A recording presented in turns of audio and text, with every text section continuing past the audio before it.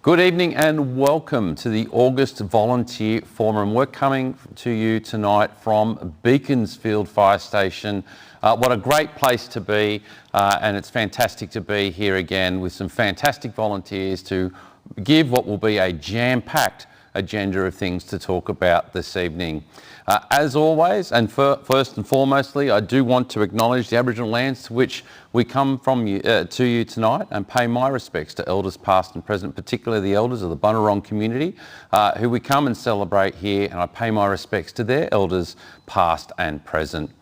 As always, tell us where you're watching from. We've got Shane from Calcallo, Mandy from Gazette, Adam from Penrith, or whether you be Gary Chief, from Burwood. It's Youth Fest this September, so we're taking over the forum. Hello, what's going on here?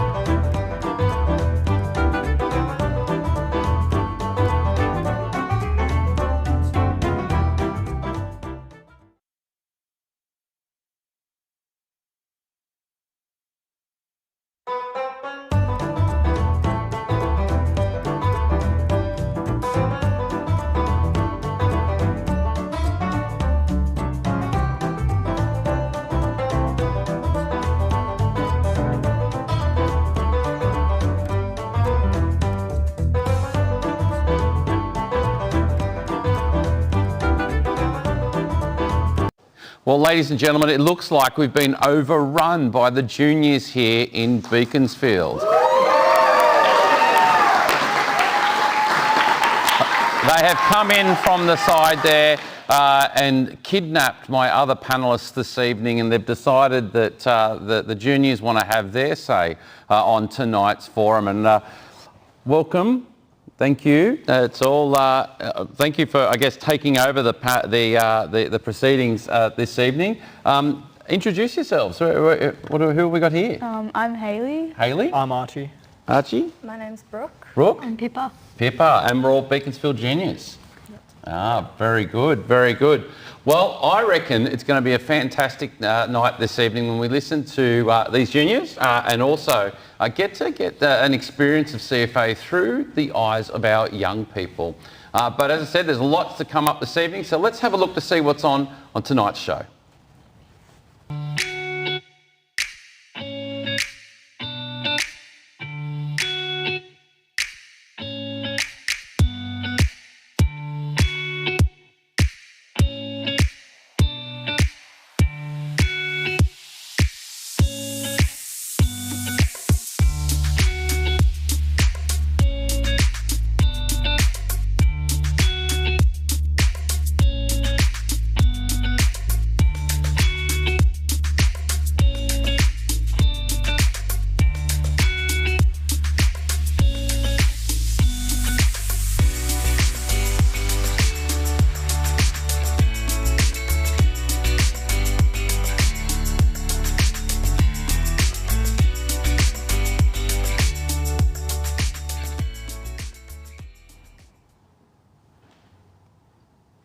What a jam-packed agenda. It's going to be a fantastic night this evening as we talk about so much more, not only about juniors, but as we saw, a training update, fire investigation, and so much more.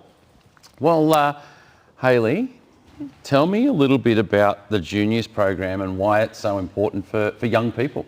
So I think that juniors is important to CFA because it lets younger people learn about what CFA is about, and helps them learn the general firefighting skills of yeah.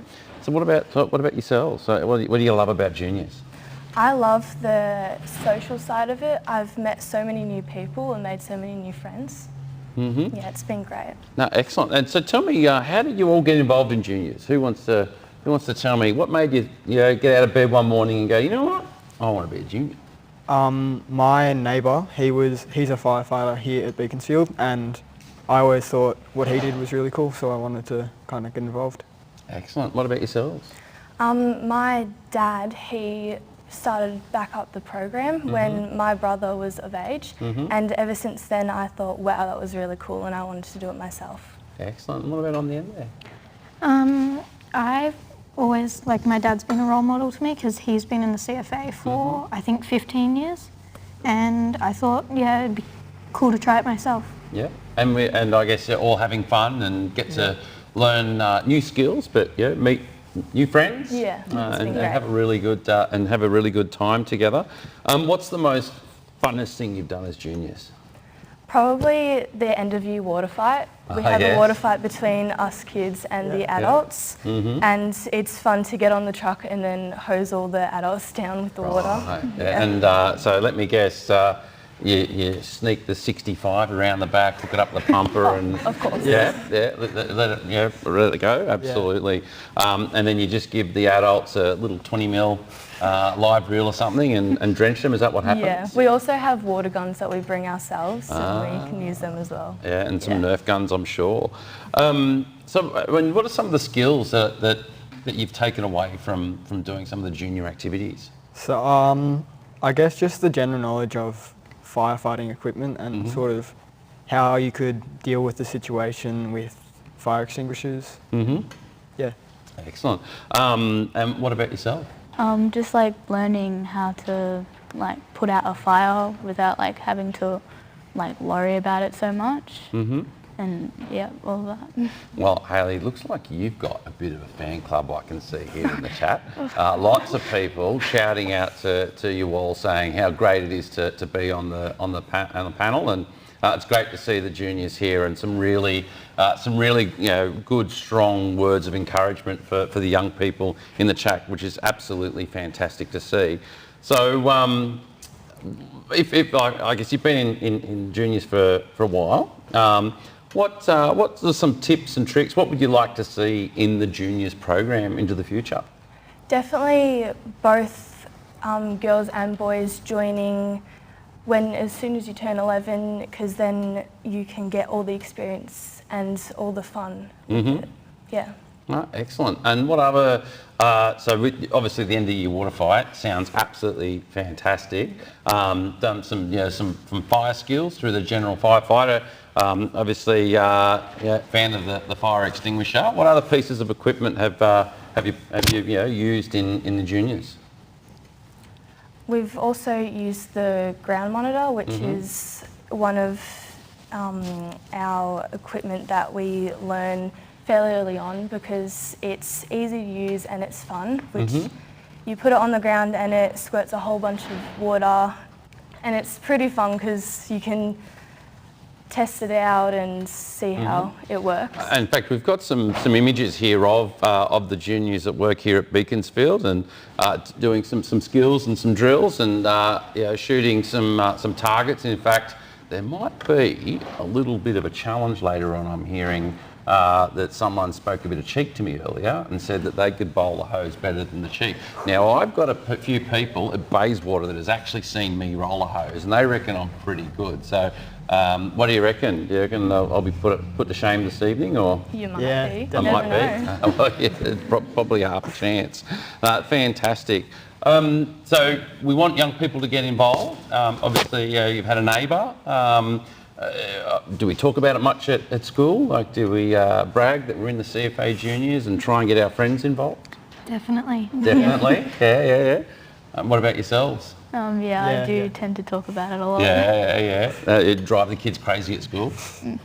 That's all right. Oh, that's what I like to hear. Well, ladies and gentlemen, not only do we have youth here on the panel that have done the whole takeover, but they've brought a bit of a cheer squad this evening. And as well as the members of the Beaconsfield Brigade, we've got the other half of the juniors here. Give us a wave, team.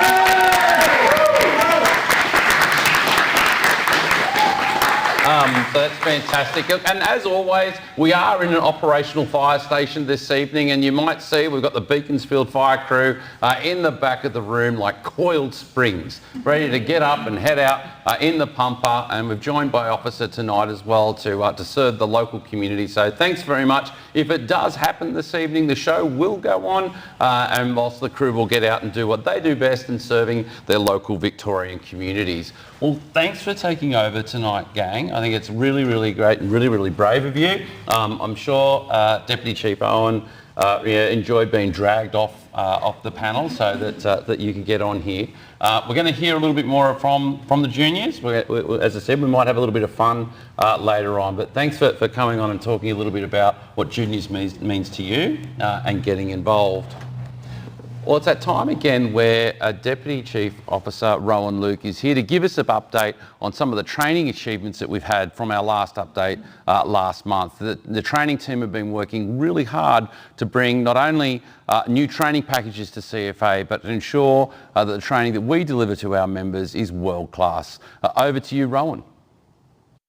Thanks, Chief, and good evening and welcome everyone to the August training update.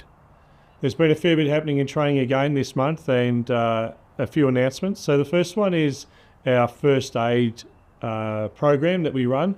We've just been through a contract revision, so we've been out to tender and we've signed up with a new provider. So Health Corp, an organisation that's been delivering first aid in Australia and New Zealand for over 27 years, will now be delivering first aid within CFA. There's a number of advantages to the new contract. One of the main ones that we'll see is that we're able to run courses with minimum numbers down to 7.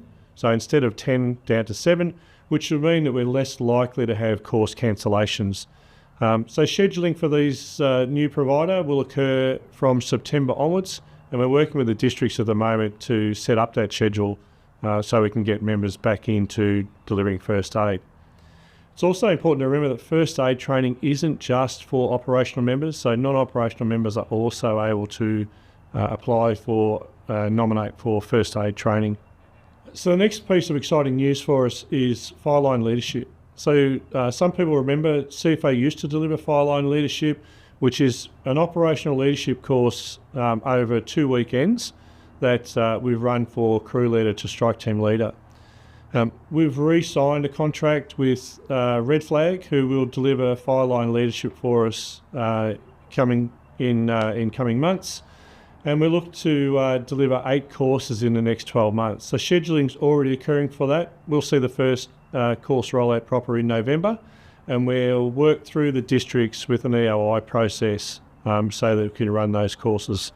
So that's really exciting news. I know fireline leadership has been well received by our members. There'll be some changes to the course.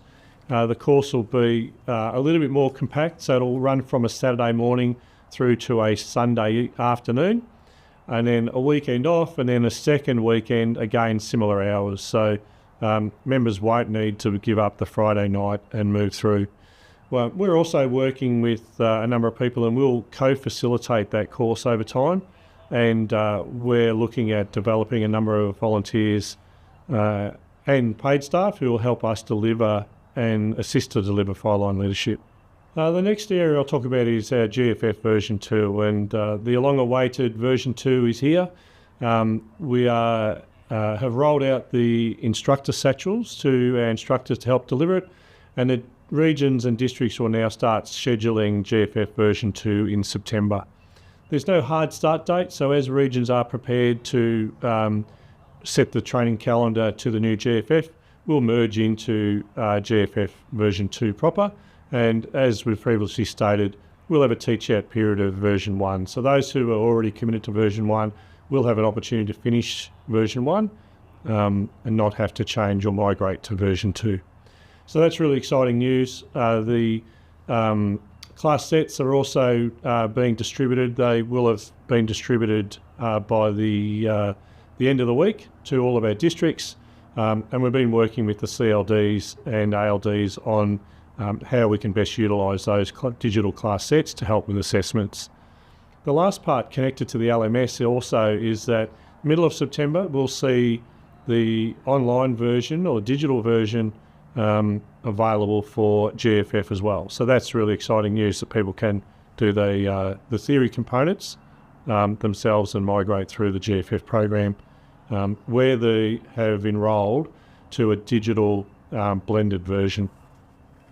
Other parts of the LMS that we've walked through, so no secrets, we've had some real challenges with the LMS upgrade, and we're getting on top of that. I think we're getting a lot closer to being back to where we were meant to be. A lot of that's been about access levels, and we're doing some work in the RMS to make sure that we can set ourselves up properly. In August, we'll see new course catalogue aligned to the training pathway on the LMS. That'll migrate slowly. It won't be all of the courses, but as we are upgrading courses, we'll see those new courses migrate to that new catalogue. We'll also see new skills and endorsements for member profiles come into the LMS. So as we've been out focusing on units of competency, the national units of competencies, the PUAs, the formal qualifications, we'll now start to record skills and endorsements on the LMS. So we've been out, we've been working with the brigades on helmet identification, Code 1, Code 3 drivers and crew leaders, and we will start to migrate those endorsements into the LMS as the source of truth. The last bit is the LMS user guide will be uploaded at the end of September, so that'll be a lot easier for people to help migrate themselves through the LMS. So there's some really good things happening in the LMS. It's been really challenging for us, challenging for our instructors, our brigade training coordinators and our L&D teams, as well as ODT, our operational doctrine and training team. But I think we're on the way forward, and it's starting to see some of those benefits early on, certainly in the back of the house systems that we're using. Also, one of the initiatives we've introduced is a monthly training newsletter. So we conducted a number of instructor conferences across the state, and we had some really strong feedback about our members, our instructors wanting to know more about some of the detail that's occurring within training. So we've undertaken a training newsletter which will be emailed out to all of our training teams. So that's our instructors, our L&D teams within the districts and our ODT team. But it's also being uploaded onto the Members Online. So anyone will be able to go into the training page on Members Online and click on any of the news articles that'll be at the bottom of the page. That'll be the same content as what we have in the newsletter. So that's a real attempt to try and make sure everyone has access to the changes in training, some of the improvements and initiatives that we've undertaken, and a bit of an update on some of the progress along the way. So that's it for tonight's training update. Thanks for taking the time to listen, and I'll pass back to you, Chief. Don't worry about the Chief, we've got it covered. Archie, I think you've got a question for Trevor. I do. So, Deputy, what are your favourite memories from your time as a junior? Oh, well, I started as an 11-year-old like Brooke, and many of you started as an 11-year-old in Mount Taylor, which is near Bairnsdale in District 11. Really great brigade, rural brigade at the time, and I remember, the low-down pump and climbing ladders and in the rural competitions, and did that for a few years, and then moved to Belgrave Brigade in the Dandenongs and started the junior program from there as well, and again in the urban competitions. Absolutely loved it. It was about friendship, coming together. I've still got friends today, some 40 years on maybe. But yeah, it was a really great time. I really enjoyed it. Even to the position that I hold today is where I come from. 11 years old, started as a junior and progressed all through the ranks of CFA. And it's been a wonderful time, and just, I suppose, a demonstration of where you can start as a junior and exceed all the way through to a deputy chief officer in this organisation. And so yeah, fantastic memories of friendships and getting on and learning about all the equipment, like you were saying earlier, Brooke, and trucks and the organisation, and it's really, really enjoyable. But the thing I really take away from it is just that real coming together with friends, peers, doing great stuff in CFA, and really enjoyed it. Thanks, Archie. Well done. Well done. Jason, Yes. I want to be the first female chief officer. Excellent. Do you think that the juniors will help me get there? Absolutely. Why do I think that? Because anyone can be anything that they want. and more importantly, from my perspective and in fire services more generally, you can't see what you can't be. So that's why we want to get our females into our organisation, diverse people from diverse backgrounds and the like, because that's about being, I guess, future role models, and you can be whatever you want to be. And from myself, I started in the movement, I guess, when I was in high school. So I'm from New South Wales, and so whilst there wasn't a juniors program per se where I come from, I used to drive past. I had family in the fire service, but drive past the fire station and used to look across and go, wonder what that's all about. Wonder what that's all about. And then one day I decided to turn right into the driveway and speak to a couple of volunteers there, and look, lo and behold, here I am now. So absolutely, you can be whatever you want to be, and being part of the juniors and getting to know CFA and progressing will absolutely set you up to be able to do that. Awesome, thank you. Jason, what are some of the experiences that you had that led you to pursue a career in the fire service? Well, thank you. And as I said, I'd started in high school. In fact, I used to be pretty naughty, to be honest. When I was in high school, I did my equivalent of general firefighter now, and did my courses and training. And I loved fire brigade that much. I used to wear my pager at school, and I used to sit in class and secretly hope that my pager would go off. And I guess showing my age a little bit, Trev, the pager I used to carry was a tone only, no alphanumeric pages back then. And then lo and behold, it used to go off, and then I would be out of that school, out of that classroom, quicker than you can count the three, and on that fire truck. And it's something that I enjoyed doing, and something that thankfully my parents and my teachers let me get away with. And yeah, it sort of grew from there, and then I carried that through through high school and the senior high. And then into my university time, and then I managed to get a job in the district office back in a place called Wagga. So I wouldn't be here today if it wasn't for doing some of those things back in my younger time. Yeah. Cool. Trevor, what was your funniest memory when you were a junior? Oh, funniest memories, there's probably heaps of them really. Actually, I liked earlier when you mentioned about, I'm glad still even today there's the odd water fight. Yeah. In a safe way, but I can certainly recall back in the day plenty of those activities after we'd done our competition, the serious competition stuff, and at the end there was always a bit of a squirt of water here and there, and still using the water pistols and so forth. So I'm glad to hear that still there today. But probably one of the funniest memories was the juniors, when I was at Belgrave, helped out a little bit of the senior brigade, and they've got the running cart, and Belgrave Brigade's, the colours are black and white with a white background, and the decision was made with the cart, rather than have it just as a neutral colour of the wood, that we'd paint it white and modernise it. So somebody thought up a great idea, we'll go and help the senior part of the brigade out, and we found some white paint in the workshop. We started painting up this nice cart, and it was only then discovered that the white paint was actually road marking paint, that you do the marking, and let's just say it didn't turn out so good. So there's a bit of work to do to clean up the reel after that, but it was a funny time, and we used to really enjoy working with the senior part of the brigade as well and helping them out in different activities. But yeah, I have to say, we probably would have done things differently had we have known that the paint was road marking paint, so it didn't come off that easy, and it took a bit of work. I bet, and it's certainly some of those things that we used to do back at the time, and my long-time listener, first-time caller, Mr. Collier, has made comment here that it was a great story about me carrying my tone-only pager, but back when he was first involved in the brigade movement, had to been listening out for the station siren. Because pages hadn't been invented then. I wonder whether that was pulling the cart too, Eric. But I'm sure you've been around a little bit more modern than that. But thanks for the shout out there, my friend. Speaking of cart there, Trev, surely you didn't go back that far where you're pulling the cart to the job. No, not quite that old. No, I don't think I'm back that far. But no, we started when we had when I remember as a junior, even in the rural setting, we had the older tankers.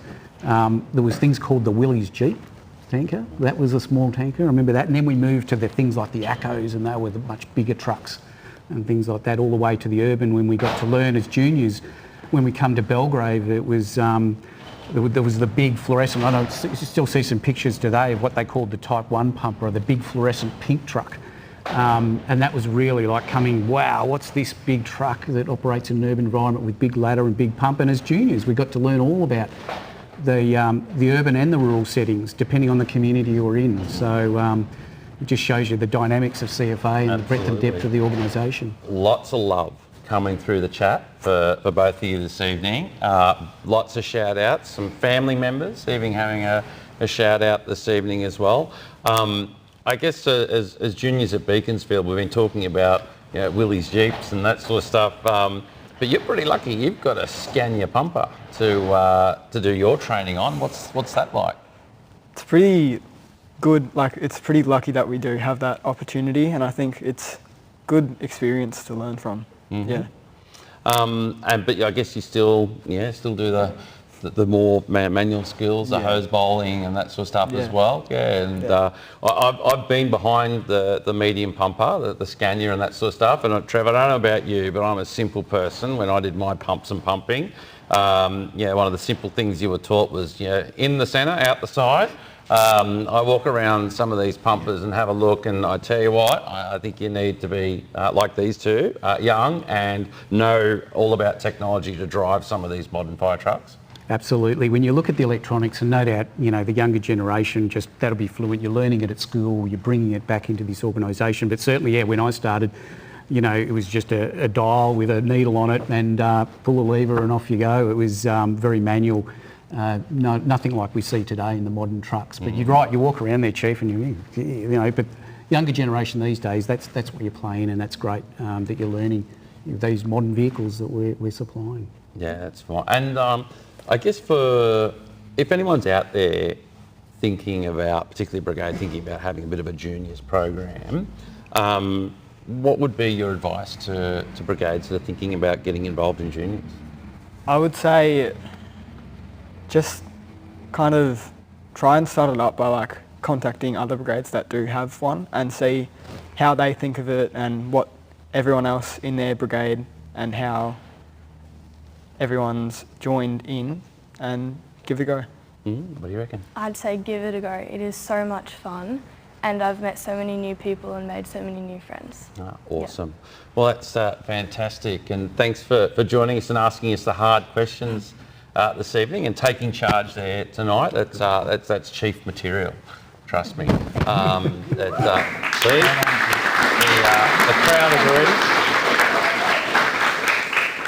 Well, we've got a little special story about the King family that had their heart and soul in the CFA, and let's hear a little bit about their story.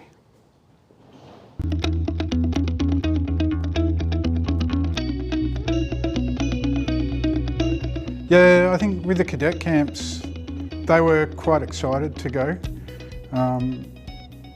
particularly with Daniel. He's quite a quiet young man, and leading up to cadet camp, he was quite excited, and I think that came about from him chatting with Dana. I saw that there were the two camps and heard from a friend that she was also attending, and to be able to catch up with her and do something related to CFA got me really excited to be able to meet new people and get involved as well. My dad, because he saw an advertisement about saying that they were looking for other cadets to sign up for it, and Dana's been twice already, so I asked her about it and she said that I should go. She said it'd be a good experience, so I just decided that I'd ask my dad to let me sign up. They were both really exciting. The first one a little bit intimidating, meeting new people, but it was really good to just see these new faces who were of the same age and in a similar place as myself. For the second camp, it was really good as well to be able to see the familiar faces from the previous camp and then meet more people.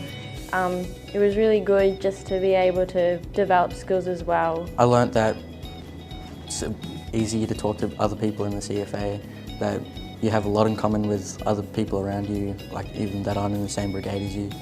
and that people will help you with anything you need to learn. Being in the CFA for as long as I have, I already had developed a lot of skills, and being in such an active brigade, so being able to put those skills to use on the camp and then be able to guide my friends as well when they weren't sure with how to do something, that was really cool to do. There were some things that I've done before but hadn't done it a lot of times, like wearing BA. I am able to do that, but doing it on camp with people of the same age who are about similar experience, it was really good just to not feel like I'm behind in a way. So to be able to do it with them, it was really good. Yeah, I think it really helped them out to go to cadet camp. I think what we've already heard from them, they've been able to go with other young people, and in a larger brigade particularly, and a diverse amount of people, the young people can feel a bit isolated and intimidated. So just even to hear Dana feel like it was a good experience to be with other young people at similar skill level, where many of us, particularly myself, we've been around a long time, and we're probably working with skills that they're not used to yet. So if we can tap into these young ones, particularly 16 to 17, by the time they've had that 2 years experience, they've got their licences, and if some of them stay around, and we find here some of them go into trades, so by the time they're 18, 19, their skill and their confidence is quite high, and it's really helps the brigade along. And you find our older generation get quite excited about the young ones being around. It seems to bring a new sort of life into what we're doing here. So I'm pretty keen to actually see more of that young group get into the brigade. And we're fortunate, we've got a large bracket in that 20 to 30s, and they're very exciting and hard to keep up with, which is good. Wow, what a fantastic story about an energetic family that has CFA running through their veins. And a big shout out and thanks to the King family for telling us their story tonight. And the team there at Sale do a fantastic job looking after the young people in their brigade, but also their local community. So a big shout out to you this evening. Lots of great comments in the chat this evening. We have our senior managers from CFA on the chat likewise. So if you do have a question, feel free to put that in the chat, and the friendly staff will be able to help you where we can. Where we don't know the answer, we'll take it on notice and get back to you. And Eric, thanks again, my friend, for clarifying that back in when you first joined, the horses might have gone, but the trucks still had bells. So for many of us that have been around for a while will know exactly what that means. So fantastic, and thanks for that shout out again, Eric. And a lot of commentary and reminiscing about what it might have been like, and a big shout out again to Kate, who also used to carry a pager in class. In fact, it went off when she was doing a presentation. So glad to know I wasn't the only person in the country that was doing that sort of thing. Well, we've got a fresh panel, some new faces. Welcome one, welcome all. We've got Glynn, thank you for coming on this evening. You're the junior leader here at Beaconsfield. Yes. Riley, Cadet. Yep. Excellent. We've got Axel. Yep. Welcome. Thank you. And we've got Steve, and we're going to hear a little bit of a special story about you two in a minute. But I might start with Glynn. Tell us a bit about the Beaconsfield Juniors and what they're all about. We've heard that they like to roll out the hoses and wet the adults. What else do they do? Yeah, thanks, Chief. So the junior program for Beaconsfield's quite an important program. For us, it's the future of the CFA. So currently, with our brigade, we've got 45 operational members, of which 31%, 14 of our current members have come through juniors, which is a really high statistic. 3 of our brigade management team are also ex-juniors as well. So that for our brigade is really important in terms of the future of our brigade. The junior program's been operating for quite some time, definitely for the last 15 years in my time as well. And yeah, we get to do some really fun things with the kids, as we've heard about already. We've got to have some really fun opportunities that even a lot of firefighters haven't had the opportunity to do, to go out to Moorabbin Air Base and see the aircraft, as well as the things we've already heard about in terms of the skills and the stuff that they acquire as well. Okay. So I guess there's some pretty good stats in terms of getting juniors into the brigade, and then that transitioning from the junior membership into the senior membership is quite impressive. And I know some brigades tend to struggle with that a little bit. What's Beaconsfield's secret?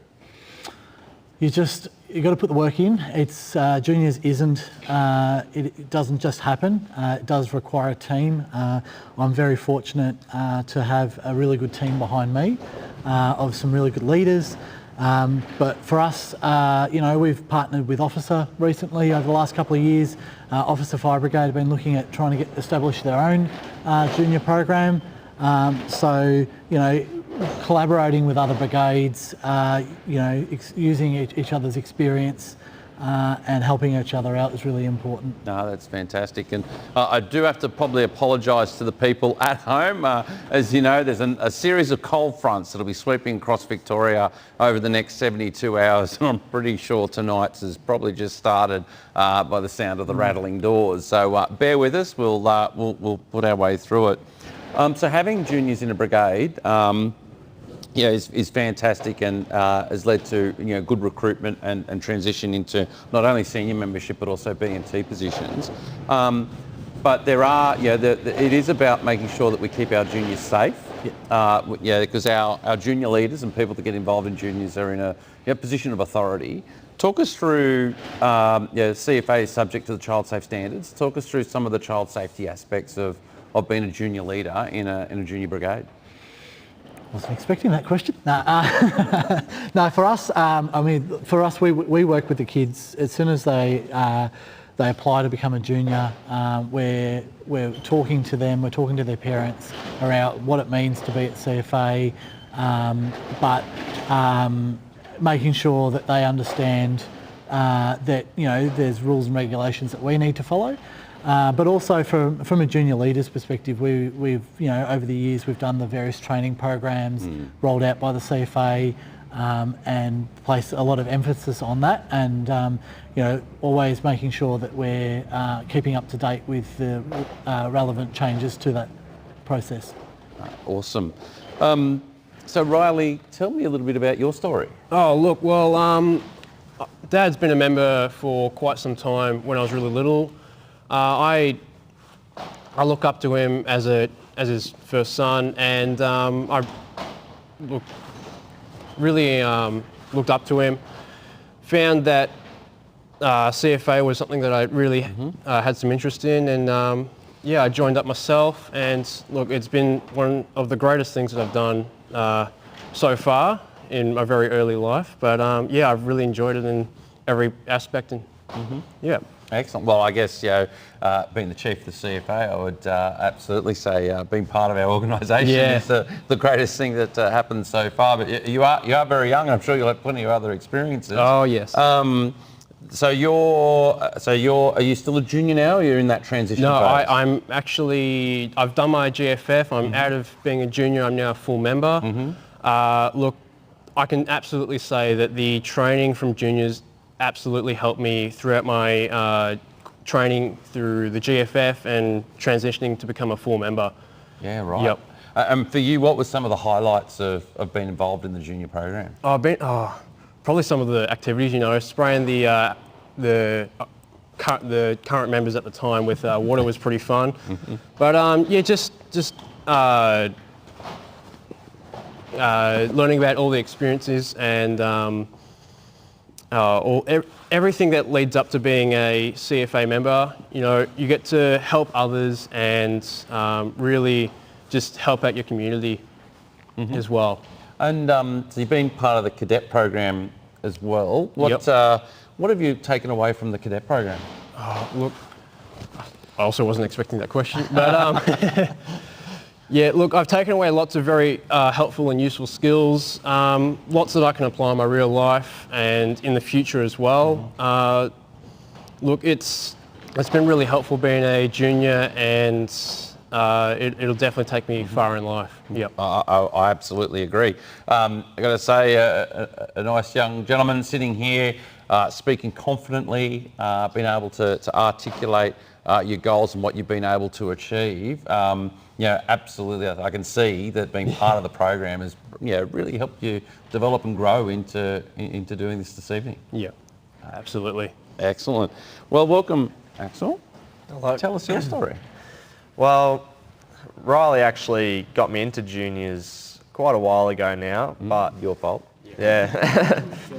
I didn't even really know it was a thing until he's just said, come along, see what it's all about, and from there I've loved it, every single second of it. So. And what are some of some of your highlights that you enjoy doing? Oh, I really love the water fight. Yeah, that's Seems definitely like a highlight. key theme here this evening. Yes. Yeah, it's definitely a highlight, but I also love all the general training and just the experience you get just for the transition up to being a full member. Yeah, right. Welcome, Steve, Axel's dad. Now, tonight we've heard a couple of stories about juniors coming into the brigade that have looked up to their family relatives that have been part of the CFA movement. Your story's a little bit different, Steve. Tell us all about it. Yeah, we're a little bit topsy-turvy compared to everybody else. We literally, as you've just heard, Axel joined up first, and we lived just far enough away from here that I'd drop him off, I'd drive home, get back in the car, drive down, pick him up, then drive home. So I did that I think it was Wednesday or Thursday night, I forget what nights they train now, for quite a while. And then it got to the point where I think Jason McKenzie was the training leader at that point in time, and he was saying, oh, well, it's Axel's got to drop out of this and become a firefighter when he turns 16. And I'm going, oh, okay, I didn't think too much about it, but then it started to dawn on me that I actually might like to do this with him. So through the little bit of, coming down, having a look around, being around the fire trucks, speaking to all the members and being felt really welcome, it made me realise that, wow, we've actually got fire stations near us that, probably 90% of people just drive by and don't think too much about. So I decided to do the GFF and join up at Beaconsfield, which is where we come from, up that way. So we joined together and we did GFF together, which I've got to say was the first time in my life as a parent. You spend your life teaching your kid, this is how you walk, this is how you do school, why aren't you doing your homework? You teach them everything and you think you're better than them. But to be honest, when we did GFF, it was a real eye-opener to me because I'd realised for the first time in my life that he's actually turned into a young man. He knows more than I do about this GFF, and it was really incredible to go through it. Yeah, okay, awesome. Well, let's obviously a call's commenced, so the crew is madly trying to get on the truck and go, so we'll just let them go and do what they do best. So what a fantastic story. And I can only imagine what it must have been like sort of getting involved with, as you said, getting involved with your son and doing that activity together. How good has it been in the brigade with Dad? Oh, it's amazing, to be honest, because then I don't, like when we go into calls in the middle of the night, I don't really feel too guilty about waking him up because he's going anyways. So yeah, it's that we're at the sun, like normally it's a father-son thing, but when we're here, like he's more qualified than I am. You know what I mean? I was just about to say, people might not know that I used to be a police officer in New South Wales, and there was a thing that we used to do then called the Reggie numbered game. Yep. And the person with the lowest registered number was the most senior person. And in this instance, I guess Axel is the more senior member. Well, he is. He's done more courses than me. He's already done his low structure course. So, there's lots of things like that he's a bit of action in the background. A bit of action, yeah. But, all of that sort of stuff, he obviously wants to do all the courses and go all the way. I'm happy just being there in the background and just doing what I can do and, being support. And, I'm never going to get my 25 years up, I'm already 55. But I love every minute, never miss a training. because it's just so much fun, such a great community. Yeah, absolutely. Have you been on your first run? Talking of, volunteers. Yeah. I mean, so obviously where we live, I guess another thing that we can talk about is where we actually live. We live between Narrawarra and East and also Upper Beaconsfield. So we call out to both stations, which is good, So, we've done, lots of calls now, so it's good. And I guess, it's the only place where you can, I don't have time to be somewhere on a Sunday every week, but I have time at 4 o'clock in the morning to go in the truck, what I mean? And I just love that, I really fantastic. Well, look, thank you very much for, Axel, for being part of Juniors and bringing Dad into the organisation. And I'm really buoyed to hear that it's something you've been able to do together and that you're enjoying it. I really am, yeah. So I guess for other parents that are out there and thinking about, might be seeing their local CFA station or hearing about a junior program in the local area, what's your advice to them? My message is really give it a go, because you're going to meet a great group of people. You really are, because it's great people. The amount of life training that you get, which is going to help you in every aspect of your life. And it's also, it's a real leveler. There's no, no super rich people, super poor people. Everyone's the same. You know what I mean? So that's what I like about it. I really like the bond that you get with your group of people. You all go through difficult moments together and fun moments together. And I thoroughly recommend that if you get the opportunity to have a go, go to your local station and just hang out for a day. And go have a look at a truck. Introduce yourself. Absolutely. Say good day and see what's going on. Absolutely. Well, thank you for sharing your story. It's greatly appreciated. For everyone at home wondering what is going on, our crews are currently responding to a structure fire at Tynong North. So many brigades responding, and they're doing a fantastic job. Well, the Young Adults Advisory Committee was something that was set up between Natalie McDonald and myself to hear directly from our young people about matters that were important to them, and hearing some of the challenges that there is to be a part of a young person in our organisation, so that as a chief and CEO, really able to respond directly to some of those challenges and influence some of the better aspects of what it is to be a junior and young person in our organisation. So let's hear from some of our younger members in the Young Advisory Group and what they think of the group and what they've taken away from the experience. So we're basically an advocacy group for youth within the CFA community.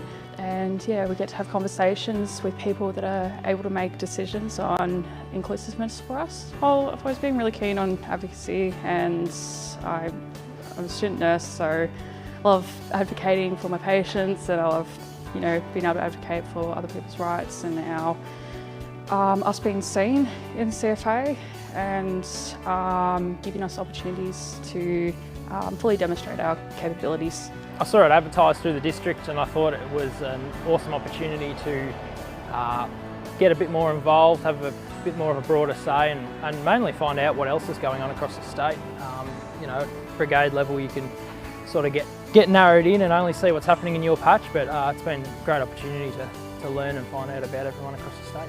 I came up through juniors, started at the junior brigades, competitions, and sort of progressed along, and I'm really passionate about helping get more young people into CFA, and this was a great way to be able to get involved, meet other young people, and to have my input, great or small, into the way CFA is going to be going forward. So through the YAC, or the Young Adults Advisory Committee, I got the opportunity to represent the YAC on the Contemporary Volunteer Membership Model project. So it's a project that's looking at the potential new ways of structuring our membership categories for CFA. So the project reference group is just a sort of a sounding board, and the project team bounces their ideas off us and a few other representatives from across the state. So Cadet Camp was awesome. So I was on board as a staff helper, basically just to help facilitate and mentor the young people around CFA. So it was really good to get to engage with them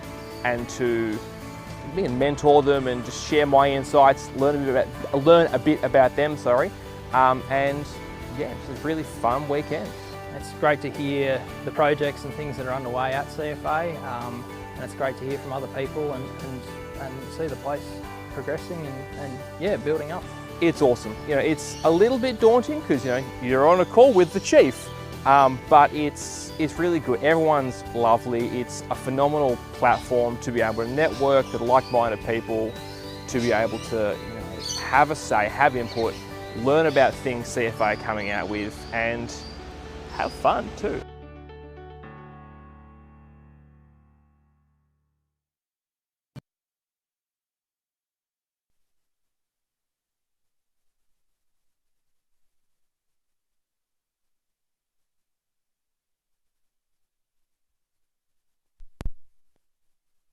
So if you want to come this way, we have our junior team up first.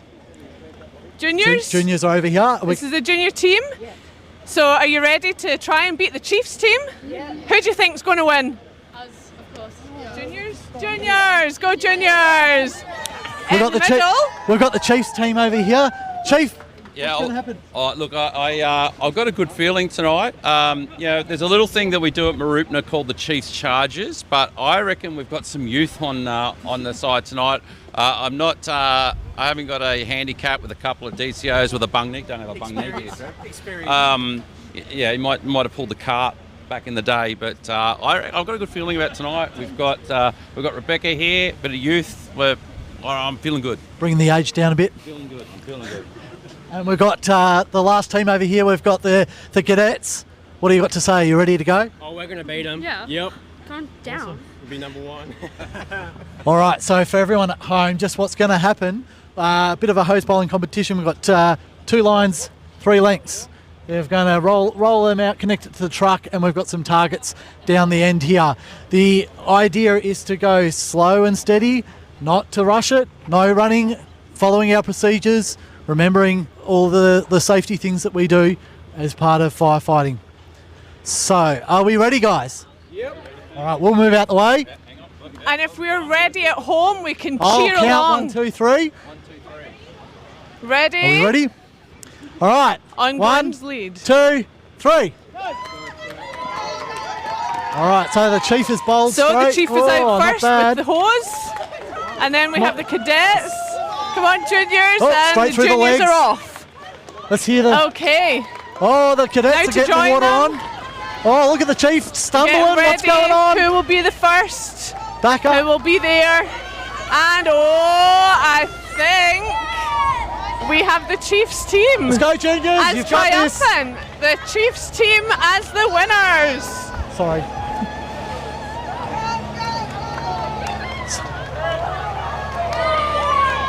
So the juniors are working it out. We've nearly got the hose here ready, Jen. They're getting Here we go. there.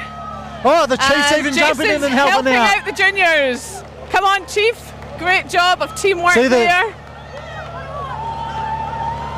That's it. Water on. And here we go. Yay! Well done. Okay, All so right. who knew that age and experience would trump the chief? Well, no, cadets. the chief trumped everybody else. Cadets right? for the win. Okay. So, did who you win think? Did they actually win? The people that you thought would win, did they win?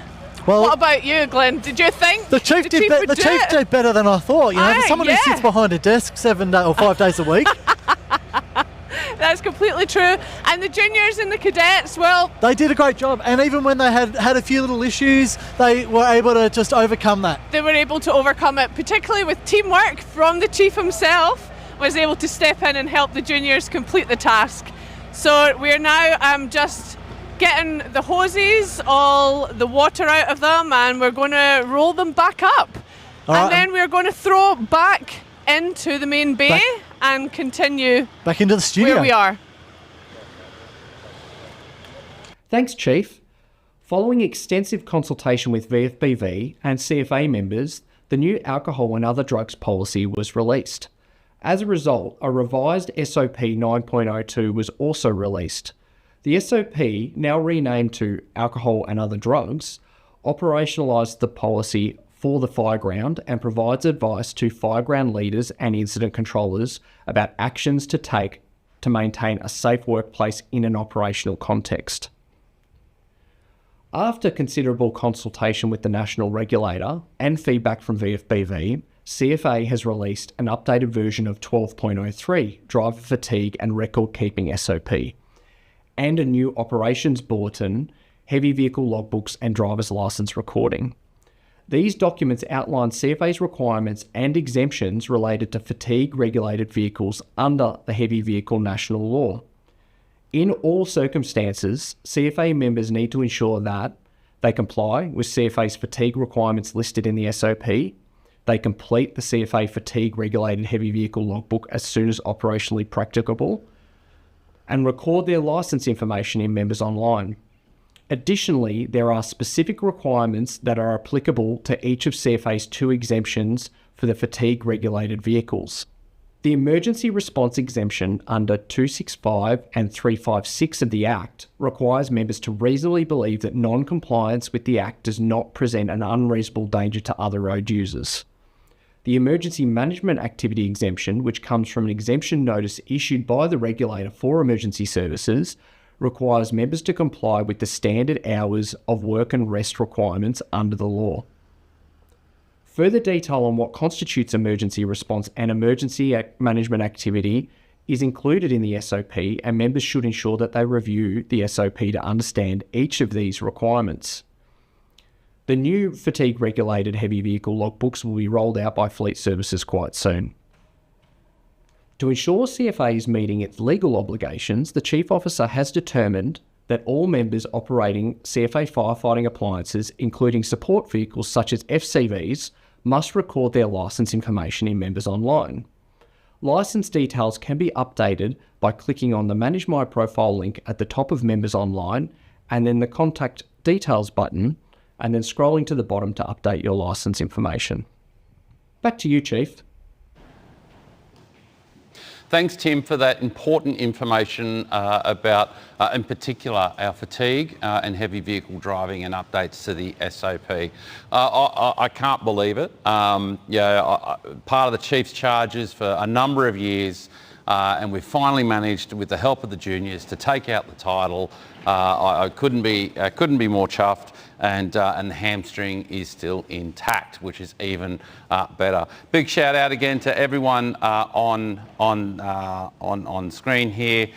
Some really great questions, some really love and support for the juniors who are out there competing. It was absolutely fantastic. And a big shout out to Brian in Wagga. I told a story about running out of the classroom when my pager went off. There's a gentleman that has seen it firsthand, so welcome and thanks for watching this evening, mate.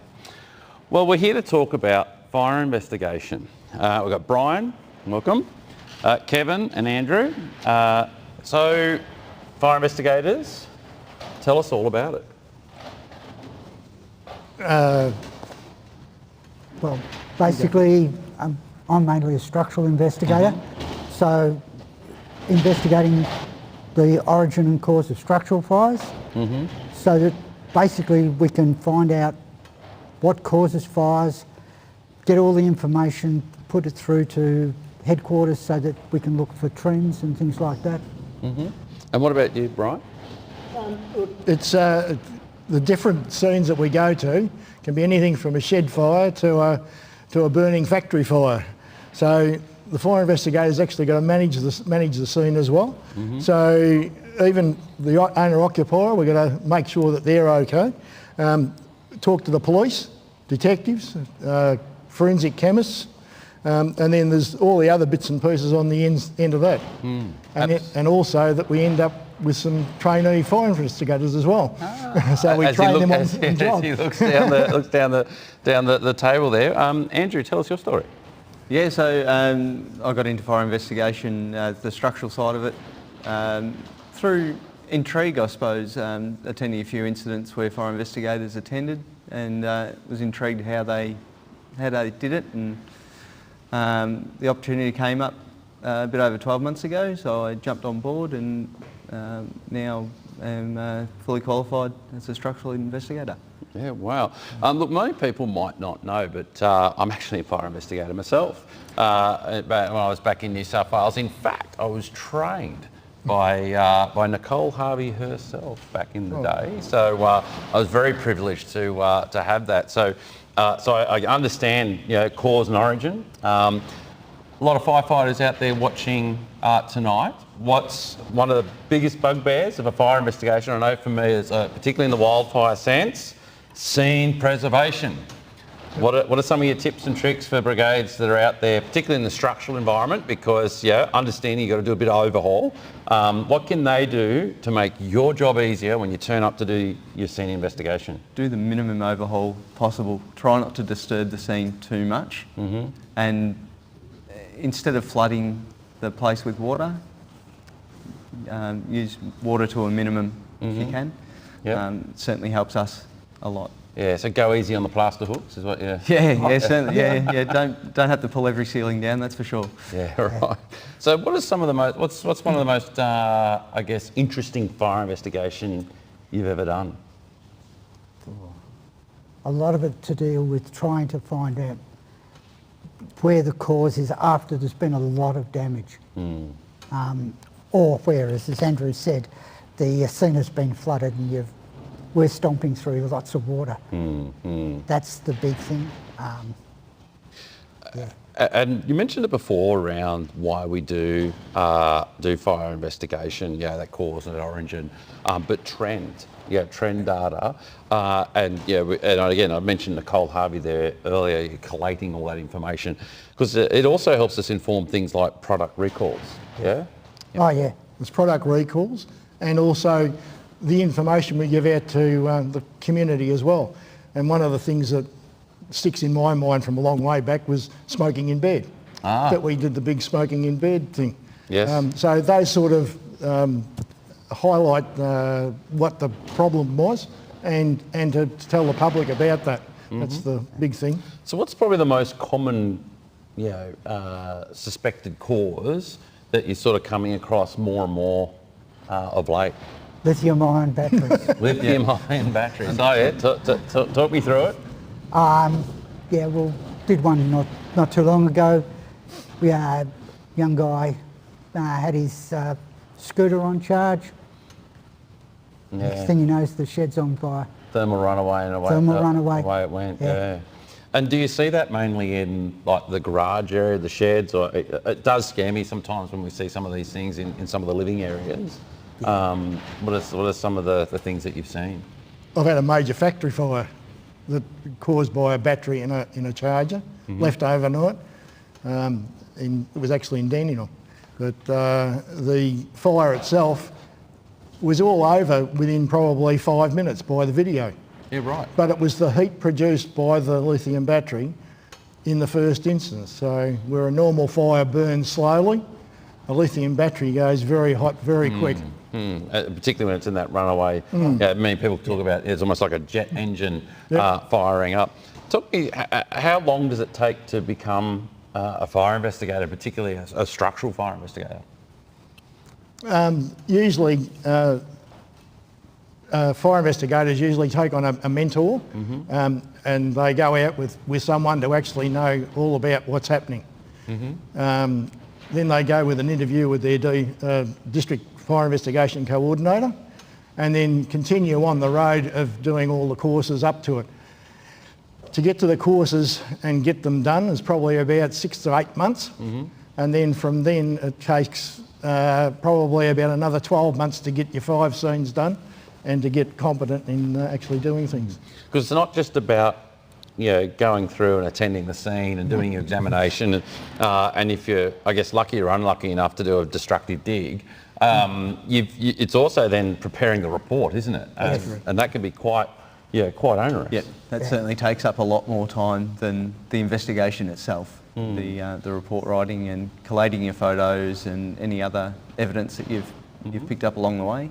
Yep. So talk me through, Andrew, I guess we don't want to let all our secrets out for very obvious reasons. But talk me through a general scene examination. You've turned up, the gang are right now at a structure fire. What would be some of the first things that you do? Talk me through your process. Yeah, so same as what we do when we rock up to any structure fire. You do a 360. Make sure the scene's safe before you go to enter it. Look for structural collapse. That's a big thing, or potential structural collapse, and then start working through methodically, taking photos through each room, external photos as well.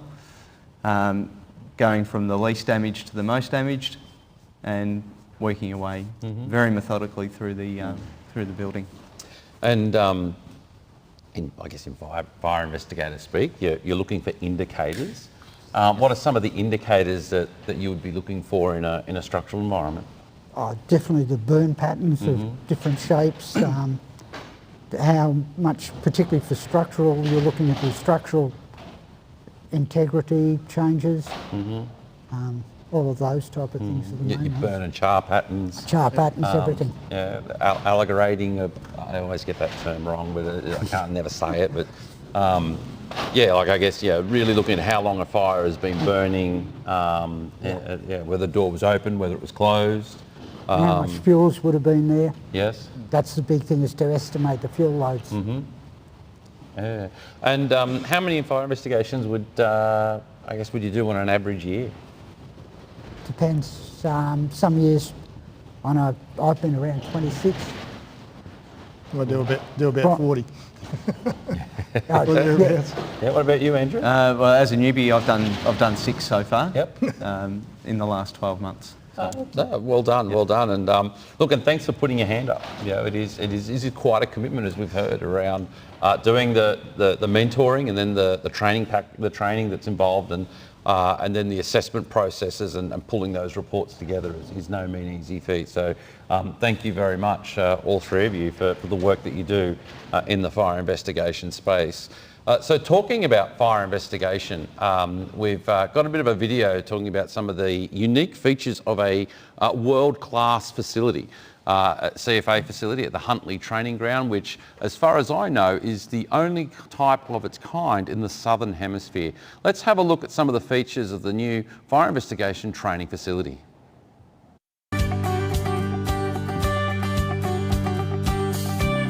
Very lucky to have been given the opportunity to undertake that at the moment. So I'm almost finished my structural fire investigation component. So fairly in-depth process. So the first couple of days is off to introduction to fire investigation. So that's 2 days at Huntley Training Ground. That's followed up by some homework. We came home for about 4 or 5 weeks, then back to Huntley for 5 full days, plus more homework, and then a full assessment weekend. So it's a fairly extensive process to even just get the L plates and get going. Yeah, so the facility at Huntley is amazing. For those that haven't been there, it's at Vemtech Huntley. It's a purpose-built fire investigation facility that is world class. There's 4 burn rooms there where they can do simulated burns, measure temperatures, and set up the rooms as though we actually have burnt. So yeah, it's an amazing, amazing facility. The instructors and the mentors are phenomenal people. They're all subject matter experts and fire investigators themselves, coupled with our district fire investigation coordinators. There's a really extensive backup there because we are essentially on our L plates, and there's a lot to learn. So everyone's buddied up with a mentor, and we're to head out now and do 5 scenes with a mentor and start writing reports. I really like the fire science side of things. It's an extension of what we do on the big red truck, but also now knowing more about it, the fire investigation leads into community safety messaging, product safety recalls. It's not all just criminal charges and things like that. It improves our training and our fire suppression activities as well. So yeah, it really is. There's so much that happens behind the scenes that goes into it. It really is good. As I said, we go out with our mentors. There's so much to learn, so much to see. Really just trying to build on that knowledge base and learn as much as I can from them to get out and yeah, practice your craft. Do your homework. It really is interesting. You need to be committed. Go and speak to your district fire investigation coordinators, anyone you know that is a a fire investigator. Yeah, really do your research and know what's involved before you sign up for the process, because it is a lot of time and effort from others to bring you along for the journey, and we owe it to them to make sure that you know what you're in for. And it's a great ride, but yeah, there's a lot of work that goes into it as well.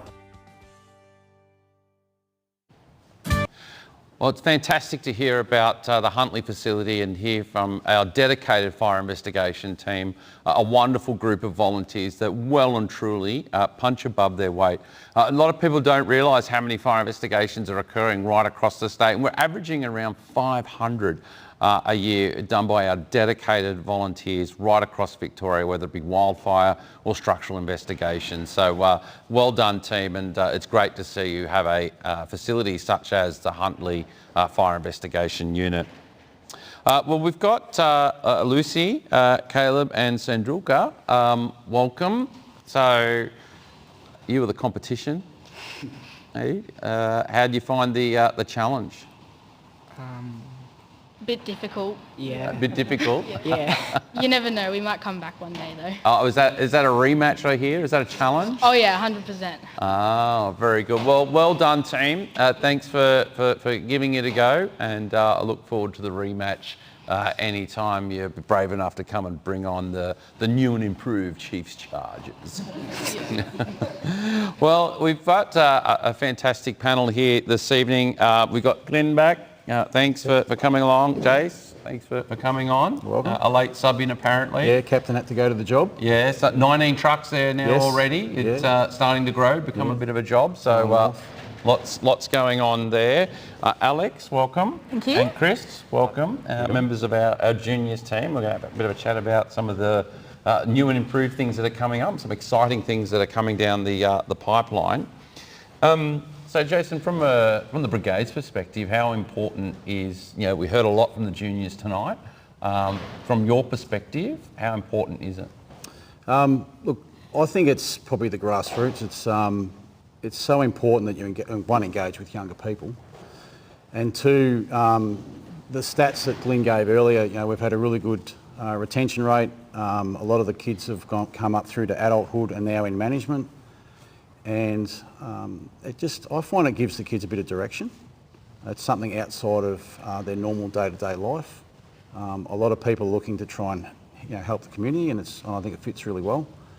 And for us at Beaconsfield, it was a 5-year challenge. So from 11 to 16, it was five-year process, and it's worked so well. And we heard that really good transition from juniors into the senior membership. Yeah. It sort of really is a great effort there. Is that wind's picking up there? Yeah. Sort of making sense why they need so many trucks now. So I guess it's really, so talk me through, Glynn, from your perspective, anyone that's sort of thinking about becoming a junior coordinator, junior leader, what are some of the things that you've done to sort of get involved, and how important is it? It's really important, as we've discussed, but being a junior leader or coordinator, I think it's really important that you have a good team behind you, and don't put too much pressure on yourself. Make it a bit of fun for yourself, but also for the kids. For me, being a junior leader has been it's brought me back into the CFA. I went away, had kids, all of that sort of stuff. So, it brought my purpose back into CFA to be able to come back and have a solid purpose and be able to commit and deliver something for the brigade. But it's all about networks. So, the good thing about our program is we try and mix it up. We'll do excursions, but we'll do your skills maintenance stuff out the back. We'll try and get specialist equipment down. So the crew just went up to Warragul on Saturday, just gone up to see the hazmat pod. So things like that, having contacts with key people really helps. And I think as a leader, I've got to develop a number of contacts across the CFA and across the district, and being able to pull together some really good exercises. Jason, had some connection up to Ilden with the fireboat, and a couple of years ago we've got to go up and do that. So just those experiences, for something that I've never got to do as a firefighter, but also something for the kids as well. Yeah, fantastic. Well, we've got a question from the audience, and Vaughan has bravely stepped up, and he's got a question for us. Okay, so what's the hardest bushfire? The hardest bushfire? Well, I reckon it's been a long time since, well, I guess I'm not supposed to be on the end of the hose of the shooting, but there are some photographic evidence out there. So, gents, what do we think? I think, look, we haven't seen a huge amount of fire activity in our area of the last few years, but East Gippsland was quite difficult, very prolonged campaign. A lot of logistics, it was a lot of property loss, a lot of stock loss. It was that was probably one of the bigger ones in my time. If you speak to people like Glynn's been around a little bit longer, he may have done some bigger work. Yeah, so one that sticks in my mind is 2007 out in East Gippsland, Dargo, Crooked River.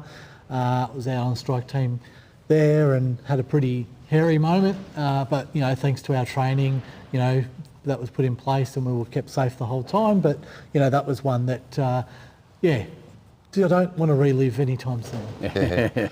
Great question, Vaughan. Thank you very much for being brave, stepping up and asking the panel that question.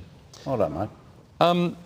Alex, Chris, bit of a question in the chat here I see around some junior first aid training. Tell me all about it. So, as you would have known from Rohan earlier, our new first aid provider is taking some time to come online for us here at CFA, barring some of that more urgent first aid matters that we have. We expect that the new provider should be able to provide first aid for juniors courses when they come online for the rest of CFA. So whether that's towards the end of this year is what we've been working towards, but if it's slightly later than that, we will be letting all juniors and junior leaders and junior brigades know when that comes online. Awesome. No, that's fantastic to hear, and it's really great to see that we're tailoring some of that important training for our young people, because they're life skills. Absolutely. That they can use not only in the brigade environment, but also in home and throughout their time as well. Well, there's a bit of a movement happening here. I can see it. The young people are really keen to ask some questions. So we have Scarlett, and she wants to ask a question about bushfires. With the fire investigators, would they ever need to go to a bushfire?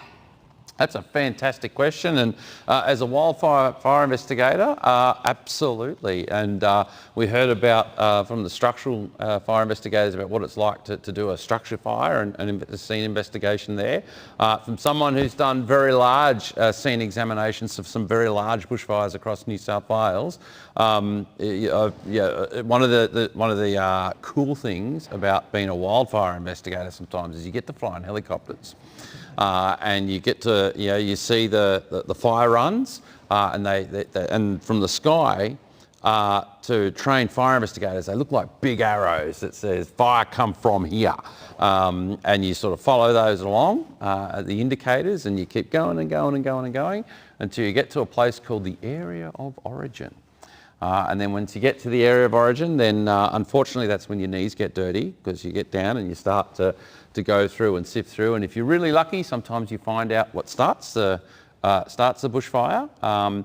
And if you're really, really lucky, you don't even have to do that, because sometimes you get there and you see a big tree split in half, or stuff split everywhere, and it's pretty obvious that it's been hit by lightning. And if you're there early enough, sometimes it's even still alight. So a really important work, and many of our volunteers do that work to inform the cause and origin of bushfires. And Scarlett, you never know, that's something that you might be able to do one day. So thank you very much for the question. Thank you. So Alex, Chris, what's new in the world of juniors? So many things. I'm so glad you asked this question. It's not a dictionary or anything.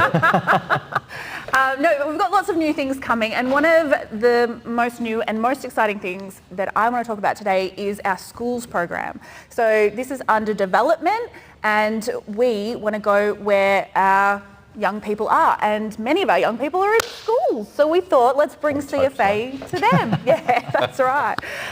So we're developing a high school program for 16 and 17 year olds, to get fire skills in schools. So hopefully we can get an excursion to VEMTech in there. We can get term programs where they're learning similar skills to juniors. Obviously, juniors is the place to be.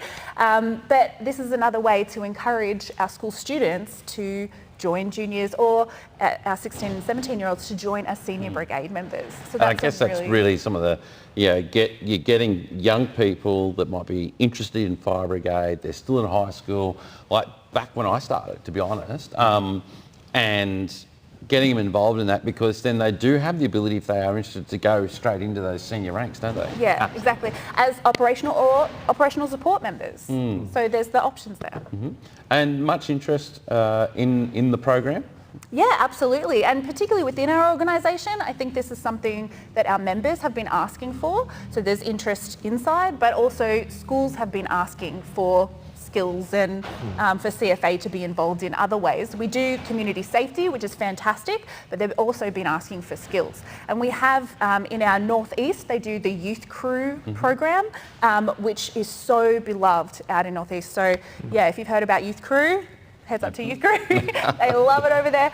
So we'll definitely be taking some learnings from that program into our future schools program. No, excellent. We saw earlier on a clip around the yak, as we call it. Chris, and you're involved in that as a bit of a coordinator. Tell us about some of the things that are quite topical at the moment that we're working through in the yak. So yeah, as you would know, Jason, we've done a bit of a rejig of our terms of reference for the yak recently. And as part of that, we really talked with the members that were coming into this year's group about the support structures that they would like to see to help them act as young adult representatives in their districts, as district representatives. So part of the work ongoing now in one of our working groups is the creation of those support structures, not only creating new structures in districts where they're needed, but also tying into existing bodies and groups that already kind of have that diversity and inclusion element, but making sure that when the Young Adults Advisory Committee wants to discuss something or something's raised at that district level, that it's really having that flow on through. But it goes both ways, right? Yeah. So how important is it from a youth perspective for youth to have a voice and be listened to in an organisation that has young people? I think it's huge. Yeah, very. When we write our calendar for the year for the program, the first night we sit down with the kids and say, hey, what do you want to do? We let them try and choose some activities that they enjoy, and usually the water fight's high on the list. And the other one they really like is camp cooking. So we're really lucky. We've got some of our members that are professional chefs and stuff. And they help us with the camp cooking, and they really like to just do some different things as well. So it's, really important. So what about from the team's perspective? How important is it that we ensure we have that youth voice in our organisation, and that we actively listen to our young people? Absolutely. Well, I think we've seen it tonight. Our young people have something to say. They've been asking questions. They want to participate. You've seen them show off their amazing skills. So I think not only can we see their interest, but it's vitally important, because they're not just the future of CFA. They are CFA today. The next generation. It really, isn't it? Yeah, it is. And it's about making sure that we nurture the next generation in a great way that keeps them involved, but it also that ensures their safety in an organisation such as CFA. And I think that's and empowers them as well, right? And that's really important, isn't that empowerment? So I guess, and that's really where the yak comes into its own as well, isn't it? Yeah, because it's like you said before, you need to be able to see yourself in an organisational setting to understand your place in it, and our juniors reflected on that today. But for young adult members as well, who are coming into brigades where the average age may be closer to 50 or 60, and then maybe being the only young adult in that brigade setting, knowing that there are other young adults in the organisation who are succeeding and having active input to making changes that are benefiting everyone, is part of creating that empowering culture that we need to see in CFA, and CFA is taking great steps towards achieving. So what resources are available to assist brigades to, whether they be keen on starting up a juniors program or just having youth in their brigade? And when I say youth, I guess I refer to anyone under the age of 18 if we apply the CCYP definition. Where can you go to get some of those resources and know how we operate and some of the safeguards and things that we put in place. Absolutely. Well, first of all, the Pathways team is here to help. So do reach out and contact us. But we have resources available, so you can find them on Members Online. Coming up really soon, we've got our Junior Leaders Forum. So we have 3 dates and 3 locations. It's not too late to register. And so this can be for brigades who are considering, should we start a juniors brigade, for brigades who have existing juniors, and even for brigades who are interested in the transition between juniors to that cadet age group who are going up into their senior brigades, and what to do next, and thinking about all those different parts of having young people in our organisation. Our Junior Leader Forums are coming up soon, so make sure to register. There are still spots in 3 of our locations, but there are also more resources available on our juniors websites. Yeah, and talking about some of those resources that we've released, some e-learning packages as well, in particular one called Playing Your Part. Yes. Why is it important that we do things like Playing Your Part e-learn package? Yeah, and so that's just one package as part of our obvious child safety offering that we have. And if you want more information on that, you can obviously go to the child safety section of Members Online. But Playing Your Part is a great module for all members, not just members that are in brigades with junior programs, but members in brigades that have 16, 17-year-old recruits as well, in understanding what your obligations are as a member to young people in the organisation. It is really important because it creates that base level of expectation that we have of all of our members, that I think we all like to think that we all, expect our members to have, but reinforcing what it is and how you should approach young people, not only from a child safety perspective, but from an engagement level as well. What are the best ways I can structure my brigade or outreach, even in the community, to make sure we're really engaging our young members? In a really safe and effective way, and I think that's fantastic. And if anyone wants more information, as Chris touched on, please go to Members Online. We've got another, speaking of engagement, another question. Pippa's got up to the microphone to ask the hard one. As the Chief Officer, do you turn out to jobs? As the Chief Officer, do I turn out? So the question probably should be, as Chief Officer, should you turn out to jobs?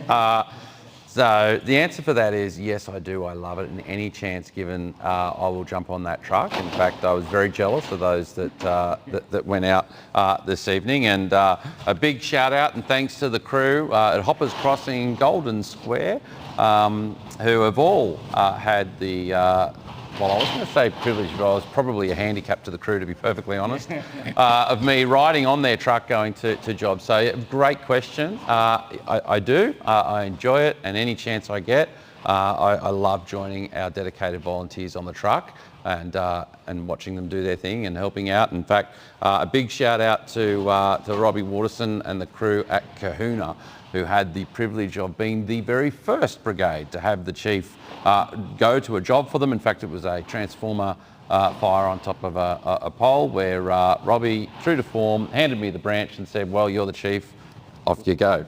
Well, I just think he'd rather watch the chief get electrocuted than himself. So, but anyway, I knew what to do, and we put that pole top fire out. So that was fantastic. Great question, Pippa, and thank you very much.